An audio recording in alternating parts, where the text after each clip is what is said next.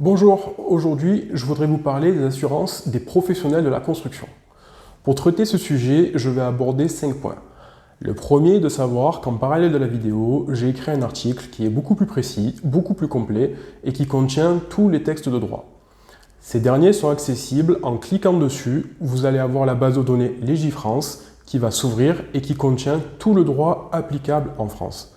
Elle est mise en ligne par l'État français et tenue par l'État français. Le deuxième point que je voudrais aborder avec vous, c'est de définir quelles sont les assurances que doivent avoir les professionnels de la construction. Le premier type d'assurance, c'est la responsabilité civile professionnelle, autrement appelée RCP. Cette assurance vise à couvrir les dommages que le professionnel du bâtiment peut causer chez vous durant l'exécution du chantier. Par exemple, le maçon qui circule dans votre logement, qui fait tomber son marteau et qui vous fissure le carrelage.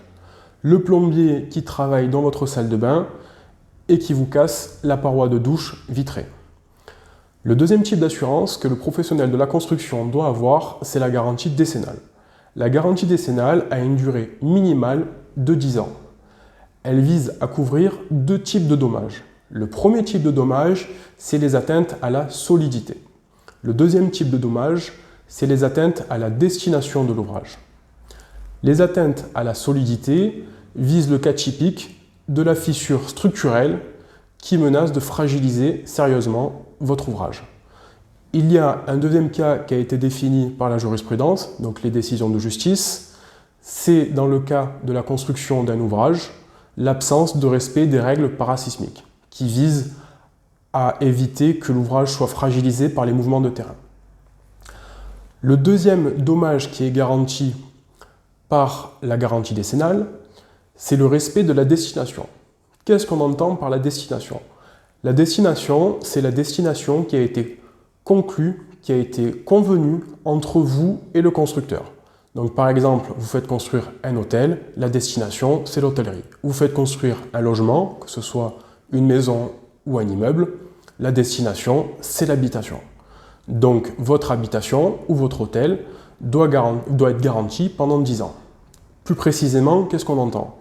Par exemple, pour le cas d'une maison, votre maison pour être habitable, parce que la destination c'est l'habitation, elle doit pouvoir être chauffée, elle doit pouvoir être alimentée en eau potable, elle doit pouvoir être alimentée en électricité, et ceci pendant 10 ans.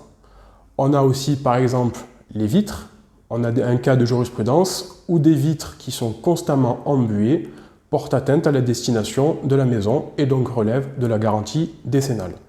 Autrement dit, ce que vous a promis le constructeur dans le contrat doit être tenu pendant 10 ans. Attention, il faut bien lire le contrat. Par exemple, si vous faites construire une maison de luxe, on a un cas de jurisprudence où il y a un désordre esthétique généralisé. Par exemple, vous avez beaucoup de rouille sur les parvis, ça rentre dans la garantie décennale. Peut-être que si ce n'était pas une maison de luxe, des désordres esthétiques ne seraient pas pris en compte par la garantie décennale. Tout ça pour vous dire, la garantie décennale pour l'habitation, c'est bien ce qui a été convenu entre vous et le constructeur. Il faut savoir qu'on a de la construction neuve, mais ça peut aussi prendre en compte la rénovation. Donc un bâtiment ancien qui est rénové, par exemple sur l'électricité, la plomberie, le carrelage, des gros travaux de rénovation vont rentrer dans le cas de la garantie décennale. Le deuxième point que je voudrais aborder avec vous, c'est à qui s'adresse la garantie décennale.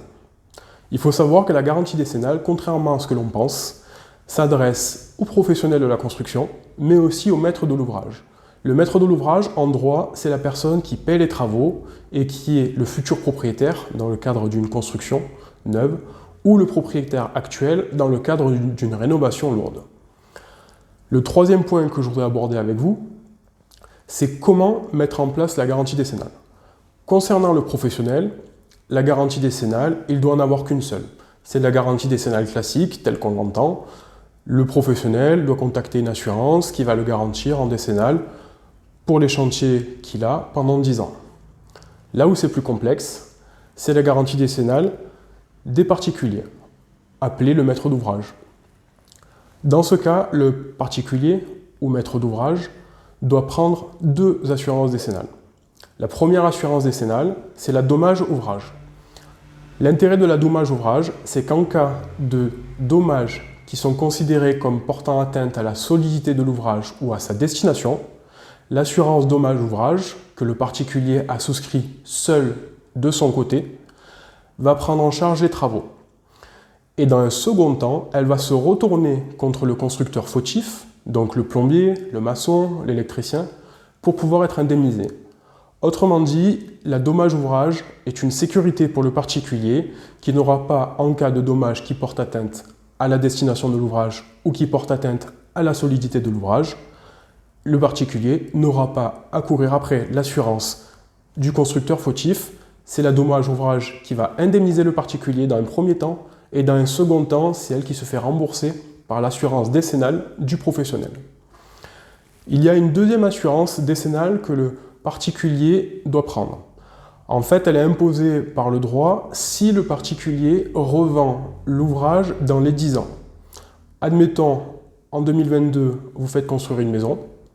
Si avant 2032, vous revendez votre maison, vous devez être assuré en décennale classique. La décennale classique, c'est celle que doivent souscrire tous les professionnels du bâtiment. Quel est l'intérêt que le particulier souscrive une décennale classique? La décennale classique, c'est la CNR, constructeur non réalisateur, pardon. Quel est l'intérêt qu'un particulier souscrive une décennale? En fait, en droit, on a le cas de l'immixtion. L'immixtion, c'est-à-dire que le maître d'ouvrage ou le particulier, qui n'est pas censé donner d'instructions aux professionnels du bâtiment, se permettent de donner des instructions aux professionnels du bâtiment. Et en cas de dommage, on va considérer que comme le particulier a contribué à la réalisation de la construction ou des travaux de rénovation, qu'il y a eu un dommage, il a aussi contribué à la réalisation du dommage. Autrement dit, dans ce cas-là, on va considérer que le particulier est aussi fautif.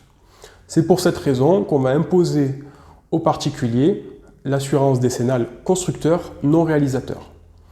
Le problème qu'il y a avec cette assurance, c'est que cette assurance est obligatoire si vous revendez dans les 10 ans. Mais au moment où vous faites construire votre maison ou au moment où vous faites des travaux de rénovation dans votre maison ou dans un immeuble, vous n'êtes pas en mesure de savoir si vous allez revendre dans les 10 ans. Pour cette raison, je vous invite sincèrement à prendre en compte cette assurance. En général, elle est proposée par la dommage ouvrage, donc l'assurance qui va vous indemniser et qui va ensuite se faire rembourser par l'assurance décennale du constructeur fautif. Ça va vous permettre d'être assuré en constructeur non réalisateur, de pouvoir revendre votre ouvrage dans les 10 ans. Tranquillement, sereinement, parce qu'il faut savoir qu'en fait, les notaires peuvent réduire la valeur de votre maison si vous n'avez pas cette assurance.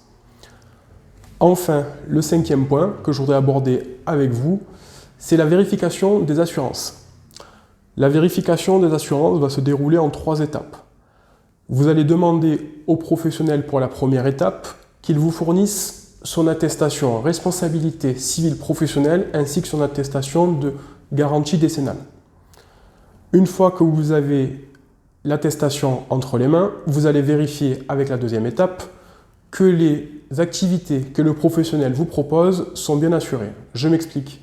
Vous pouvez avoir un professionnel qui va réaliser plusieurs travaux dans votre logement. Par exemple, il va faire la plomberie et l'électricité. Il arrive que des professionnels proposent plusieurs activités, mais ne soient garantis en décennale que pour une seule activité. D'où l'intérêt de vérifier les assurances. Parce que si vous avez un professionnel qui vous fait 2 types de travaux, plomberie, électricité, mais qui n'est assuré que pour un seul type de travaux, en cas de problème, vous n'allez pas avoir d'assurance.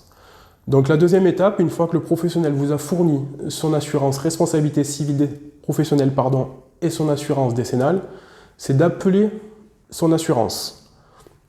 Quand vous appelez l'assurance, ça va vous permettre de vérifier déjà si les attestations que vous a fournies le professionnel sont bien réelles et ne sont pas des fausses. Malheureusement, ça arrive. Et ça va vous permettre aussi de vérifier que le professionnel paye ses cotisations d'assurance. Il faut savoir qu'en droit des assurances, si vous ne payez pas vos cotisations d'assurance, votre assurance est suspendue. Si votre assurance est suspendue, voire au bout d'un certain délai résiliée, vous n'êtes plus assuré. Ce qui veut dire qu'un professionnel peut vous fournir une attestation qui a peut-être 1 semaine ou 2 semaines, ou peut-être même 3 semaines, mais qu'entre-temps, il a arrêté de payer son assurance, donc même s'il vous a fourni une attestation, son assurance ne le couvre plus. D'où l'intérêt de téléphoner à l'assurance, de vérifier que les activités sont bien couvertes et 2, que le professionnel paye ses assurances. Enfin, le dernier point que je voudrais aborder avec vous, si ce format vidéo plus article vous a plu, merci de me le dire en commentaire. Au revoir.